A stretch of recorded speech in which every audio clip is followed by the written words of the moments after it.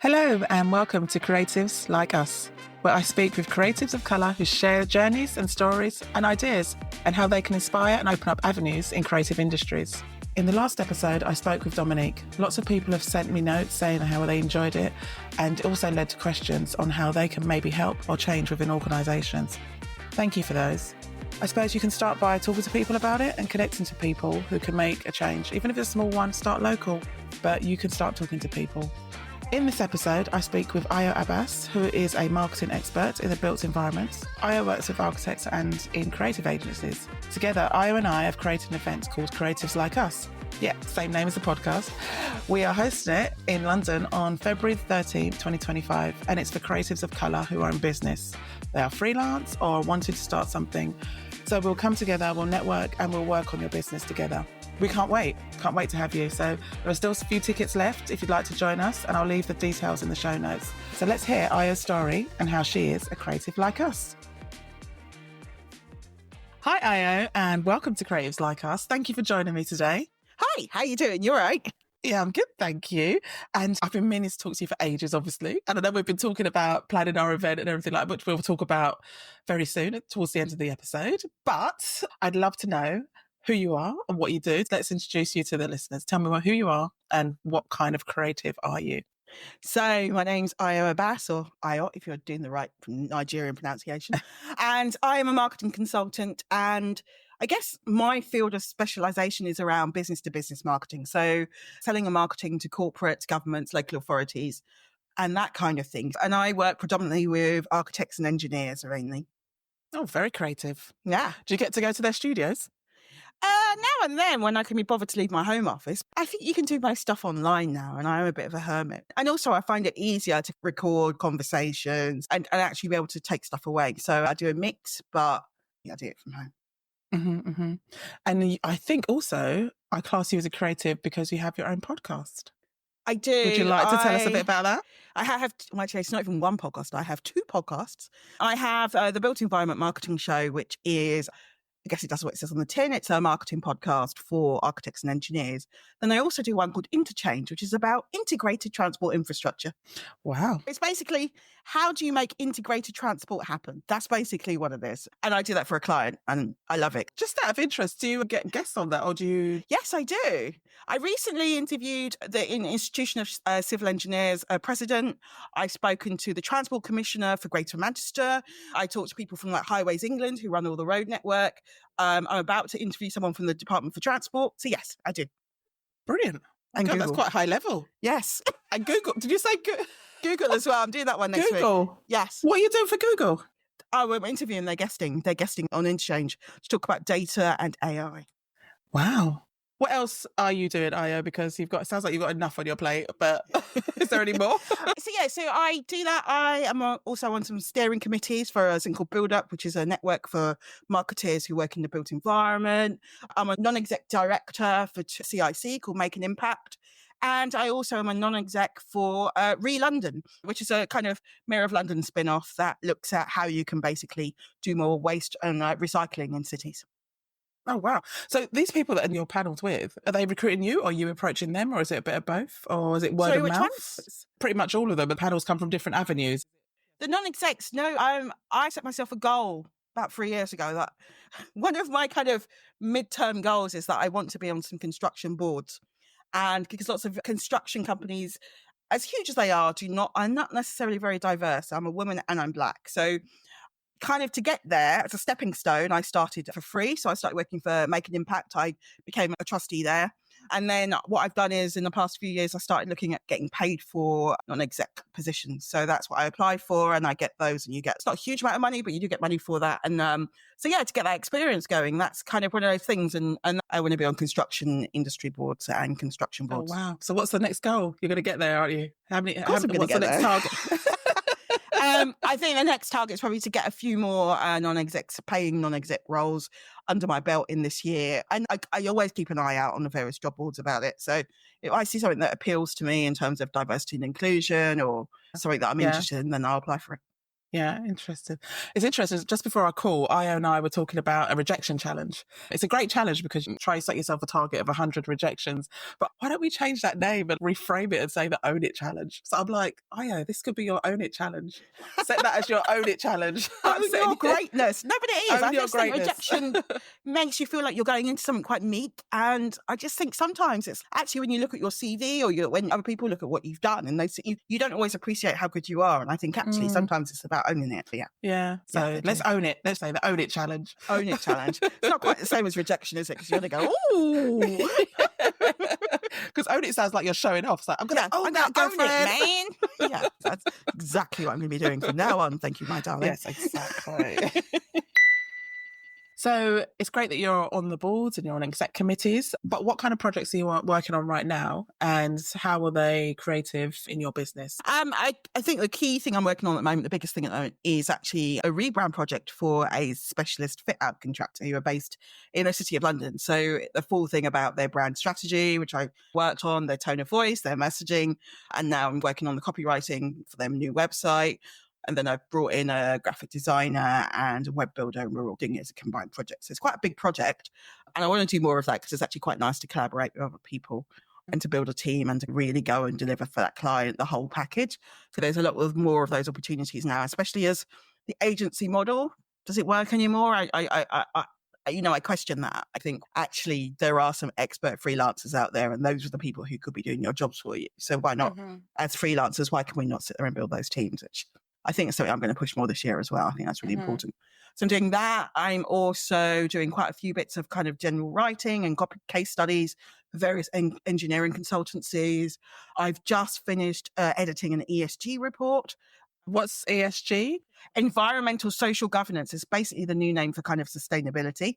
So it's a huge thing about how we're performing as an organization. So it was, I think it's about 8,000 words. Yeah. So I do copywriting, then obviously I do production. So I produce that Interchange podcast. I'm working on 3 new episodes of that at the moment. So I produce and host that. So I've been working on that and doing research on various things around data, AI, transport, placemaking. So I end up learning lots of stuff about all these different areas of transport.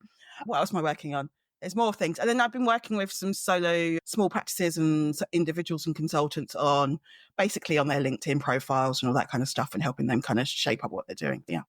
So actually going into that, so it's helping them brand themselves and talk about their personal branding. Is it personal branding? It's personal branding, just like having a decent profile, just being a bit more polished. And I think a lot of people are missing an opportunity to use all that's there for free and just showcase who you are. They're not huge tweaks, have some words, be searchable, have a banner, all of that kind of stuff. So as someone who's a bit of a kind of LinkedIn addict, it's quite well to do that as well. But it's one of your services though too, isn't it, to your clients? That's what you're doing. So telling people how to use LinkedIn more effectively for them and their business. Completely. Especially, I think, because I work in the business-to-business sector, I just think a lot of people have probably sought out LinkedIn about 5 years ago and they just go in it because they have to. Whereas I think what you can do on the platform now and how it operates is a whole more sophisticated thing. And there's a lot more kind of nuances to it, like the hidden features, like newsletters and going live on it. And there's lots of different ways you can use the platform. And that's what I love about it. I think people underestimate it, don't they? A lot of people think that I'll just go on there and look for a job and they don't really realise that it's actually a really powerful platform for connections as well as promoting yourself and promoting your business and just chatting to people. But also for research. I have to use it for research. What's the size of the market? How many people are in this segment that I need? And actually that stuff is amazing. Who should I be talking to at this council? Who does this type of role? You can find all of that on LinkedIn even for free. So you just need to know what you're looking for.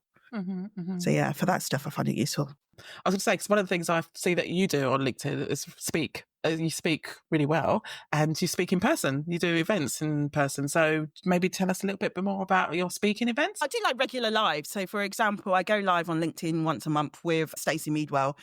We call it it's called a B2B comms breakdown. So basically it's half an hour, 3 questions, and we chat about something to do with content marketing. And so we do that. We go live on LinkedIn. You basically can tune in, and we also stream to YouTube as well.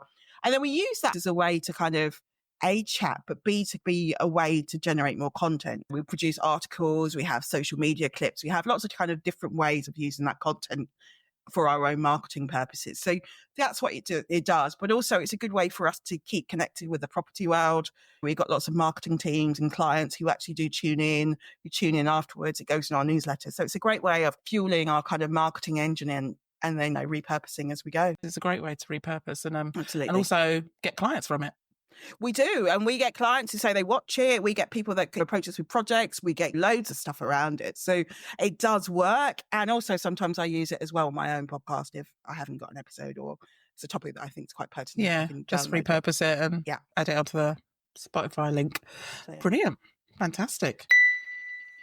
But how did Abbas Marketing come into being? Because obviously you're working for companies in permanent roles. So how did that come to be your own company and deciding what you want to do?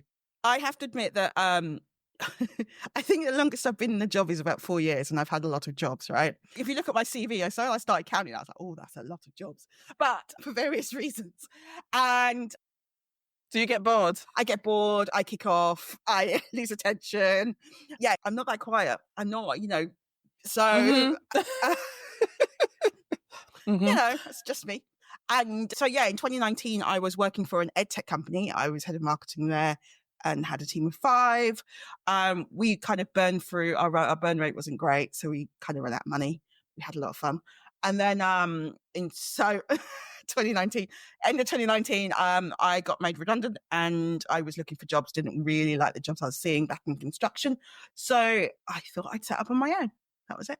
End of 2019? Oh my. So my business started in February 2020. Oh, wow. Yeah. But you did it.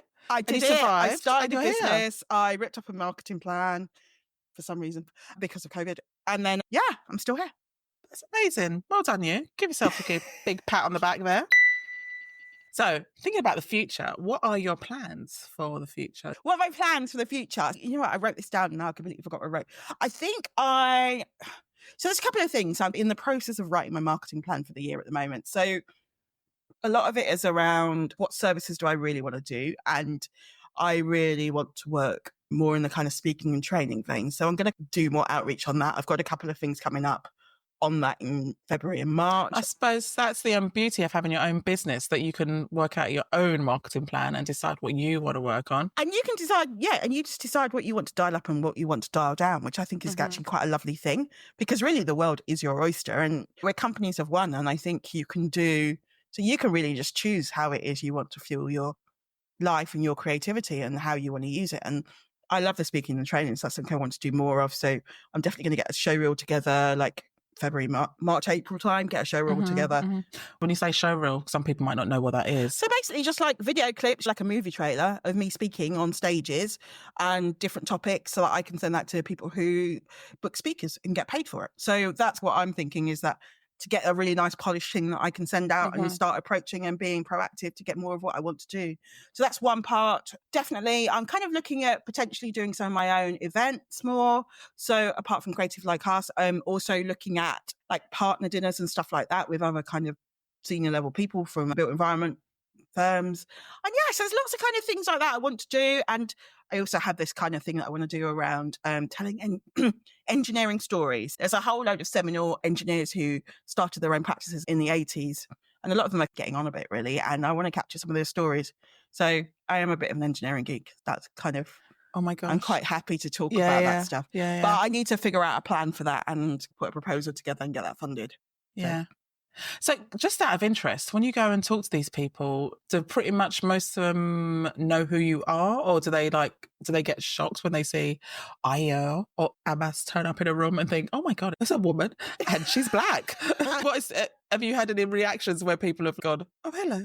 Do you know what? Not so much. And do you know what? Because I'm on LinkedIn so much now, I think people are just like, you're just always there. I don't think that shock factor is necessarily there for me as much as it once was. So to be honest, now I get people that come up to go, are you Ayo? Or something like that, which is also quite weird. But so that's a better thing, really. So people aren't really that shocked anymore.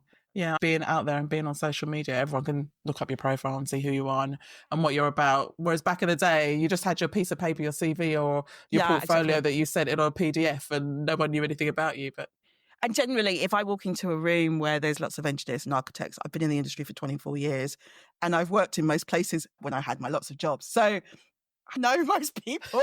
So yeah. it's not a shock or a surprise to most of them anymore. It's just generally, hi, rather than anything else. So that's fine. That must feel good. It does. It's really nice, actually. It's really nice. Yeah. Yeah, because you go, hi, and you just, you walk into events, loads of people, which is always useful. Yeah. And loads of, it also just means you just have lots of knowledge about lots of random topics as well. Yeah. Which I do. I know. Sometimes people don't even talk about what they're there for. They could just be talking about life and different things in general and networking. And speaking of networking, what are we doing? What are we doing? Ayo and I are putting on events in February. We're recording this in January, so I think our episode will be out in a few weeks' time. It will be. And we're putting on an event called Creatives Like Us, the same name as the podcast, and it's hosted in Us Too venue. They've kindly let us have the venue, and Ayo and I are putting on an event, a networking evening for Black creatives of colour, who run their own businesses, and it's in Shoreditch in London, and we're really looking forward to it. It's good fun, and we've got an amazing speaker lineup. We're so excited. So we're going to release that very soon, so look out for that. But yeah, and I guess by the time this comes out, there's going to be a few tickets left because we're going pretty well on ticket sales. Oh my gosh, the ticket sales, I love it because every time we get a ticket sale, it doesn't matter what time of day, Ayo will email me or text me saying, we've got another one. I'm like, yes! But it's really good though. It's really good. Yeah, we're up to a really good number. And it's amazing. And people have been sharing and supporting us. I want to give a shout out to Creative Boom website and Katie Cowan. She's been absolutely amazing and she's given us space on her website for advertising. Also, I'd love to shout out right now Freelance Magazine and Sophie Cross. She's given us an advert in the magazine. And oh gosh, so many people. You Are the Media as well. You Are the Media gave us a shout out on the newsletter. Who else? We've had people personally buy tickets and want to gift them back to people. So we're working out a process of gifting them to people that we know or people. Well, we're going to do some shout outs for that too. But yeah, like Heather Pownell, Nikki Pilkington, and Dominique from The Works. Just been amazing, just supporting us and buying tickets from us and gifting them back to people. And yeah, we're giving some of those tickets to students and a donation as well, 20% of the ticket. Yeah, and so also go to the Shoreditch Trust as well, won't you? Yeah. So a lot of it is about paying back, giving back. So yeah, we've got some delicious food on the evening too. That's going to be a really good fun event, and we'll see how that goes. But yeah, just looking forward to seeing lots of people, and I guess it's just having a chance to come together and network, but also to work on our businesses as well. And I think some of the kind of hive masterminds where we're doing, people can talk around, check some of their challenges and get some ideas and new responses, I think will be really good fun. And we've got an amazing keynote. He's brilliant. Yeah, she's brilliant.